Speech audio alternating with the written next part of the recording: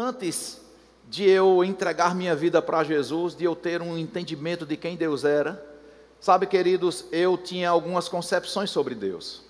E eu sei que talvez muitos aqui tenham também essa concepção. Eu queria lembrar para você que nem sempre quem nós pensamos que nós somos é verdadeiramente quem nós somos em Deus. Amém? Então eu queria hoje aproveitar esse momento de celebração da ceia do Senhor, e eu queria trazer uma instrução, um ensinamento, uma perspectiva nova para você ver a sua própria vida, a possibilidade de você enxergar quem de fato Deus lhe vê. Então, eu combinei com ele para nós tentarmos reproduzir aqui para quem está em casa.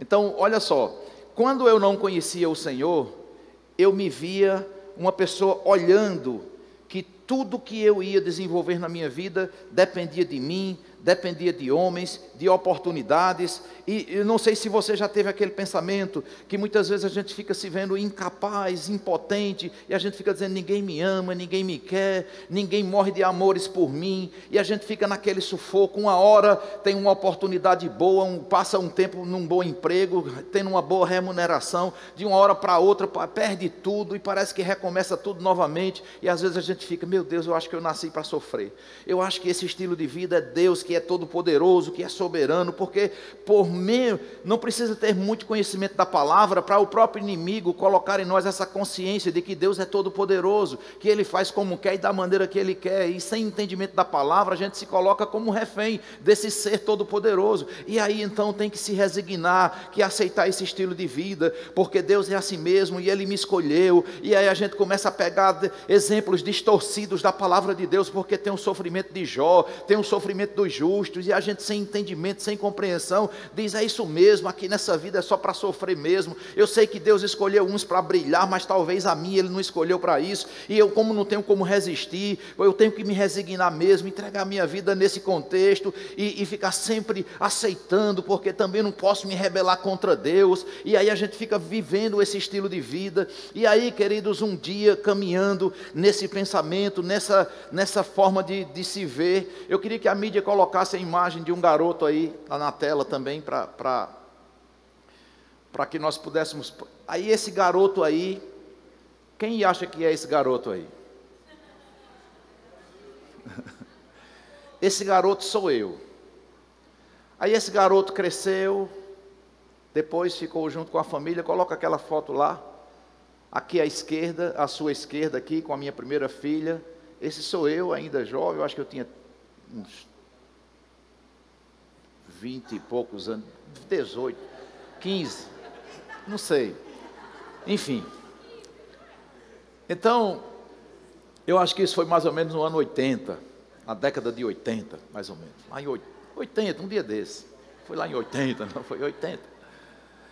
Presta atenção, queridos, aí aquela criança, presta bastante atenção, aquela criança que se transformou nesse jovem, aqui ainda sem esperança, sem expectativa, aos 33 anos, pode se aproximar de mim a câmera, aos 33 anos, coloca essa câmera aqui, por favor, aos 33 anos eu tenho um encontro com Jesus, e eu me dedico, o meu primeiro encontro com Jesus foi numa aula demonstrativa do Rema, no início do ano, e aí eu decidi me matricular nessa escola. Então, na hora que eu tenho um encontro com Jesus, eu já decido estudar sobre a palavra. Presta bastante atenção nisso. Então, eu já comecei com uma vantagem, porque o diabo já não conseguia me enganar muito nessa primeira caminhada. Eu comecei a descobrir quem Deus era e quem eu era nele. Aí, queridos, sem nem imaginar que naquela época, Deus já via isso.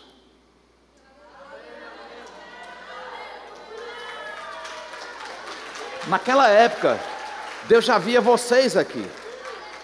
Deus já via as pessoas que, eu digo isso com muita simplicidade, com muita humildade, porque você está aqui presencialmente hoje à noite, mas talvez aí na internet tenha pessoas que tenham sido tocadas pela nossa vida, que tiveram suas vidas transformadas, famílias transformadas, por causa do nosso sim para o Senhor, da nossa obediência.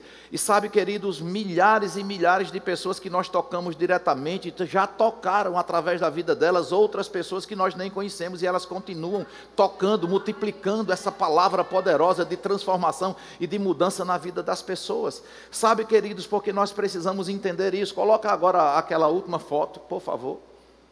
Obrigado, Isaac, você fica à vontade aí. Então, queridos, olha só, essa foto, ela é muito poderosa, ela diz muito para mim. Ela é uma foto que esse aparelho, esse equipamento aí, é chamado de ampulheta. Ele marca tempo. Então você enche em cima de areia e normalmente ele tem um tempo estabelecido que esvazia em cima e enche embaixo.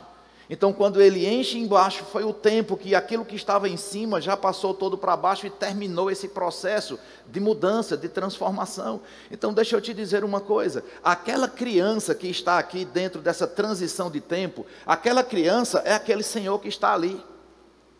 Quem está entendendo isso?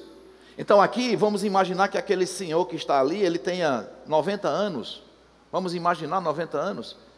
Então, esse senhor de 90 anos estava dentro daquela criança. Quem está entendendo isso? Ele já estava lá. Então, queridos, eu quero te perguntar, e você não precisa responder apenas para uma reflexão. Qual a idade que você está hoje? Eu não quero perguntar quantos anos você tem sobre os anos que foram vividos. Eu quero perguntar quantos anos você tem de hoje para frente.